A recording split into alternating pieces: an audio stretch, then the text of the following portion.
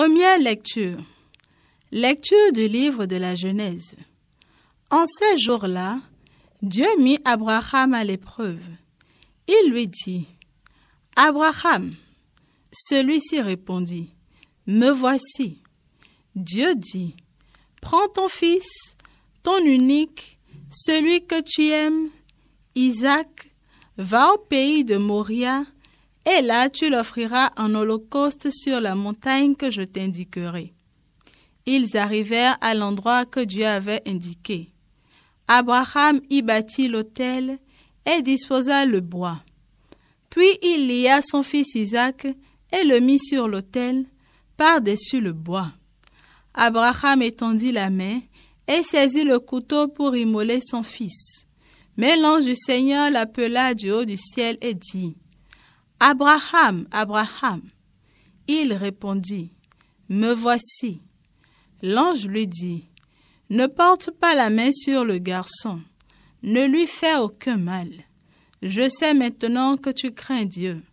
Tu ne m'as pas refusé ton fils, ton unique. » Abraham leva les yeux et vit un bélier retenu par les cornes dans un buisson.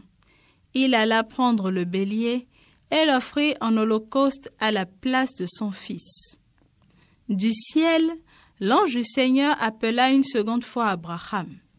Il déclara, « Je le jure par moi-même, oracle du Seigneur, parce que tu as fait cela, parce que tu ne m'as pas refusé ton fils, ton unique, je te comblerai de bénédictions, je rendrai ta descendance aussi nombreuse que les étoiles du ciel et que le sable au bord de la mer, et ta descendance occupera les places fortes de ses ennemis.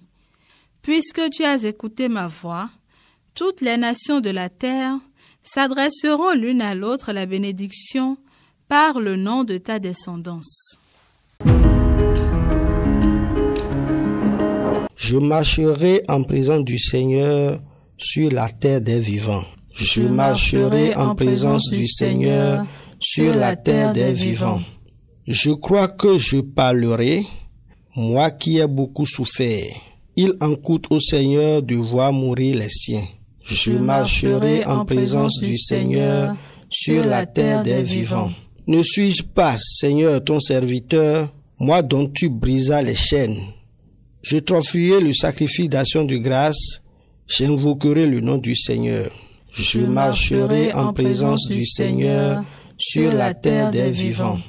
Je tiendrai mes promesses au Seigneur, oui, devant tout son peuple, à l'entrée de la maison du Seigneur, au milieu de Jérusalem.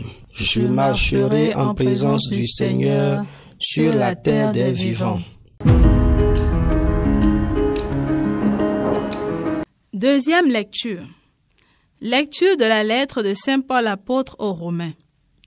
Frères, si Dieu est pour nous, qui sera contre nous?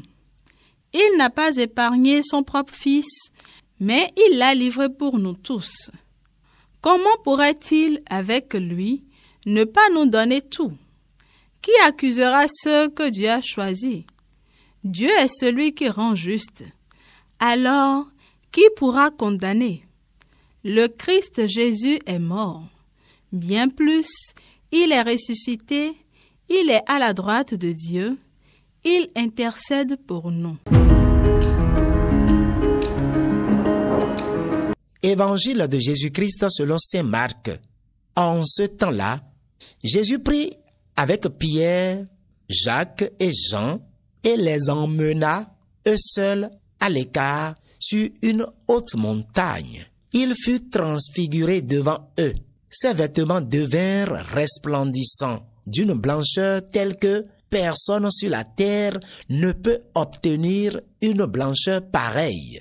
Élie leur apparut avec Moïse, et tous deux s'entretenaient avec Jésus. Pierre alors prend la parole et dit à Jésus, « Rabbi, il est bon que nous soyons ici. Dressons donc 3 tentes, une pour toi, une pour Moïse et une pour Élie. » De fait, Pierre ne savait que dire, tant leur frayeur était grande. Survint une nuée qui les couvrit de son ombre, Et de la nuée, une voix se fit entendre. Celui-ci est mon fils bien-aimé, écoutez-le.